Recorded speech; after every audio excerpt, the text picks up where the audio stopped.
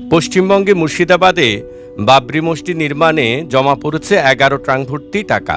মুর্শিদাবাদের রেজিননগরে তৃণমূল কংগ্রেসের বহিষ্কৃত বিধায়ক হুমায়ুন কবিরের বাড়িতে বিতর্কিত বাবরি মসজিদ নির্মাণের জন্য অনুদান হিসেবে পাওয়া নগদ অর্থ গণনার কার্যক্রম চলছে।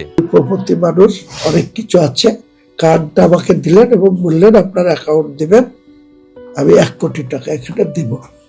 আর একজন ভারতবর্ষের শিল্পপতি, সে প্রায় কাগজে কলমে হোয়াইট মানির মালিক, প্রায় 7,000 কোটি টাকার। তিনি আমাকে সকাল 10টার সময় ফোন করে বলেছেন যে আপনি আমার নাম করবেন না, কাউকে প্রচার করবেন না, আমি আপনার এই মসজিদের ফান্ডে 80 কোটি টাকা দেব।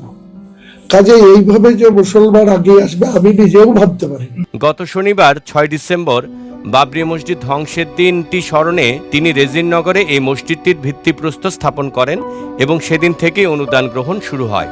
হুমায়ুন কবিরের দাবি, মসজিদটি নির্মাণে প্রায় 300 কোটি টাকা প্রয়োজন।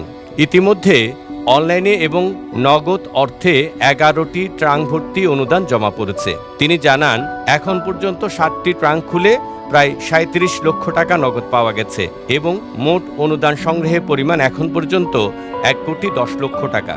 জানা গেছে, নগদ অর্থ গণনার জন্য আলেম উলামা এবং গণনার মেশিন ব্যবহার করে 30 জন লোক নিয়োজিত আছেন। হুমায়ুন কবির জানিয়েছেন, নাম প্রকাশে অনিচ্ছুক একজন ব্যক্তি একাই প্রায় 80 কোটি টাকা অনুদান দেওয়ার প্রতিশ্রুতি দিয়েছেন।